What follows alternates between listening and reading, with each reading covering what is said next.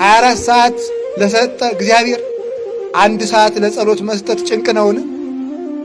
24 ሰዓት ለሰጠ እግዚአብሔር 40 ዘመን ለሰጠ እግዚአብሔር በ40 ደቂቃ መስጠት ጭንቅ ነውን? ጭንቅ ነው።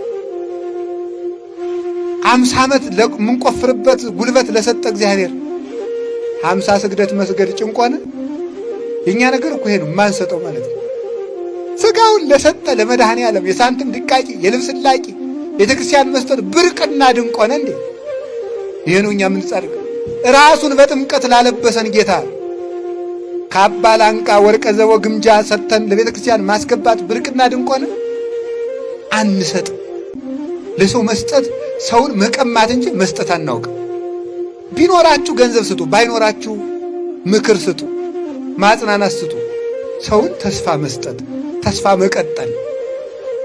በስምሽ ያዘነውን ያረጋጋውን እምርልሻለሁ እኮ ያለ እንዲሁ መስጠት ባይሆንልህ አይዞ ድንግል ማርያምን ያህል እናት እያለ ያለውን ማለት ነው። ሌላ ባይሰጥ ማለት አይዞ ገር ያለልህ ሲባል ማለት ነው። ሕፃን ልጅ እኮ እንደው በጨለማው አባቱ ወደዚያ ሲሄድ ሲፈራ አይዞ ሲለው እሺ ብሎ ዝም ይላል። ልቅ ሰውን ይተዋል። አይዞ ማለት ብርታት ነው።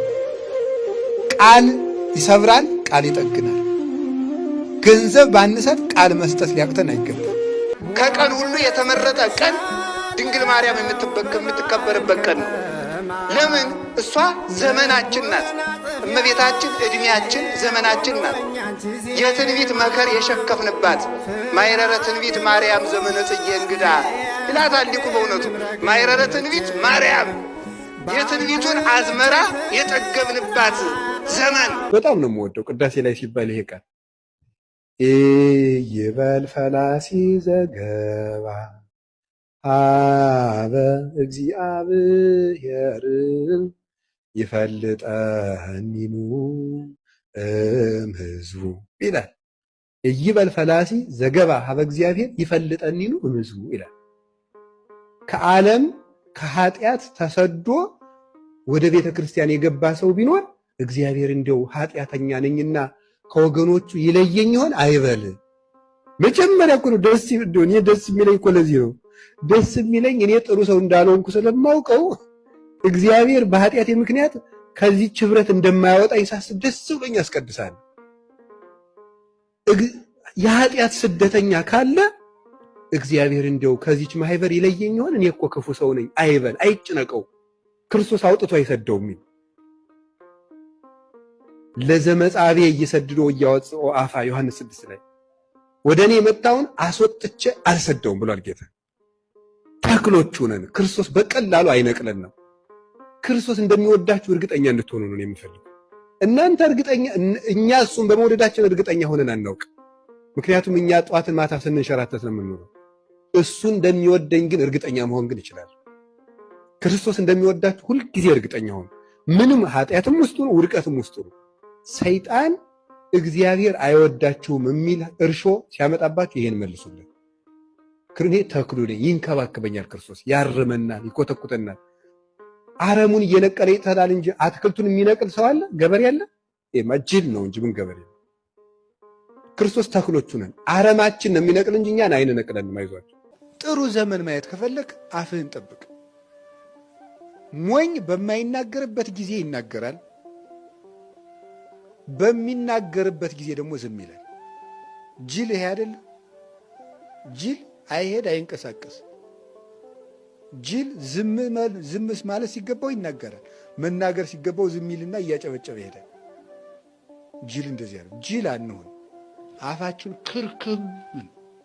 ለውጥ ለማያመጣ ሰው መናገር አይገባም። በነገራችሁ ላይ ለውጥ ክፉ ሰውን አንድ ጊዜ ምከረው፣ ከዚያስ 2 ጊዜ ምከረው፣ ከዚያስ 3ኛ ምከረው፣ ከዚያስ ካልተመለሰ ተወው።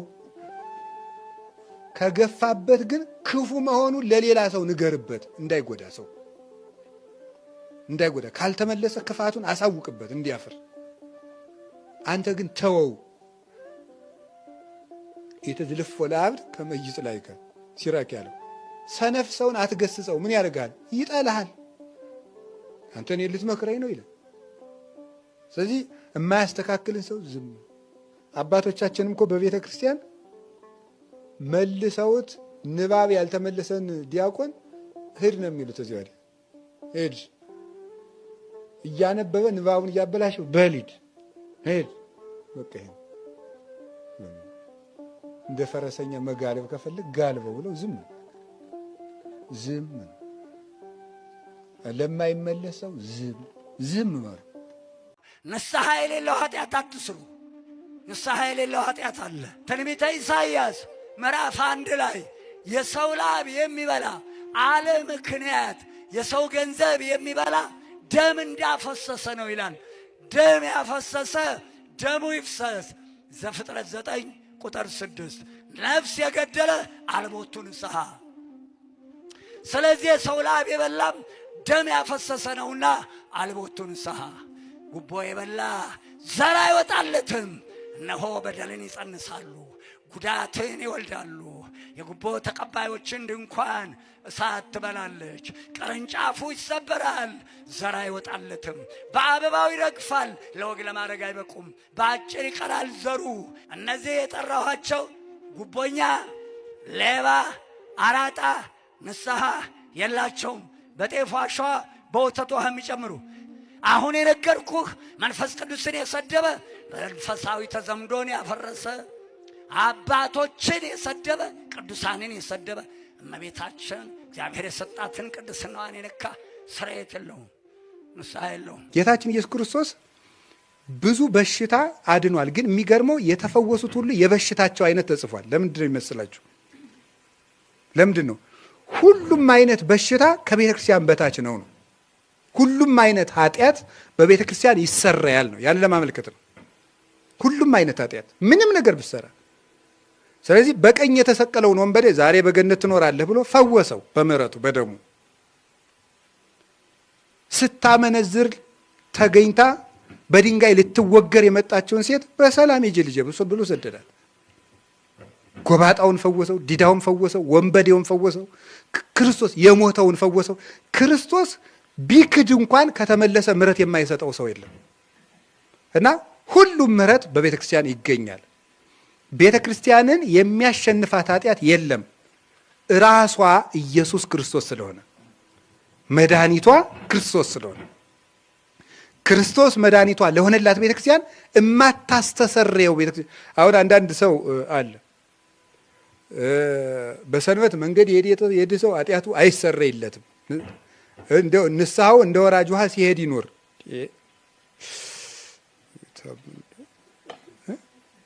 እንዴ ከባድ ሸክም አስረው ለሰው ያሸክማሉ፣ እነሱ በጣታቸው አይነኩትም ማለት እንዴ ነውር አይደለም እንዴ? ከጌታችን ከኢየሱስ ክርስቶስ ደም በላይ የሚሆን ኃጢአት የለም። ምንም ነገር ቢሆን በሱ ደም ይደመሰሳል። ምንም ኃጢአት ይፍታ ይድግ ያንጽህ ሆይ ቀድስ ምንድነው የሚለው? ቄሱ ንስሐ ሰጥቶ ሲጨርሰን ንስሐ ባንገባም አሁን በኋላ ራስ እንግዲህ በጸሎት ስንዘጋ ምንድነው የሚለን? በአማርኛ ለበለው ስንተረጉም ጌታችን መድኃኒታችን ኢየሱስ ክርስቶስ የካህናት አለቃ፣ አያችሁ፣ ይቅር ባይ፣ ለአባቶቻችን ለሐዋርያ ስልጣነ ክህነትን የሰጠ በከበረ ደሙ የዓለሙን ኃጢአት ይቅር ያለ፣ በማወቅ ባለማወቅ ከልጅነት እስከ እውቀት የሰራችሁትን ኃጢአት ይቅር ይበላችሁ ነው የሚለው። በምኑ ነው ይቅር የሚለን? በዚያ ደም ነው። ይህንን ደም የሚያሸንፍ ኃጢአት የለም። ዝንቱ ውእቱ ደሜ ዘይትካው ለቤዛ ብዙኃን ወለስርየተ ኃጢአት፣ ለብዙዎች የኃጢአት ስርየት የሚፈሰው የሐዲስ ኪዳን ደሜ ይህ ነው ይላል። ለብዙዎች ያለው ለምንድን ነው? ምንም የኃጢአት ማህበር ቢኖር ከእግዚአብሔር ይቅርታ በታች ነው፣ ንስሐ እስከገባን ድረስ ማለት ነው። እና ቤተክርስቲያን የምህረት ቤት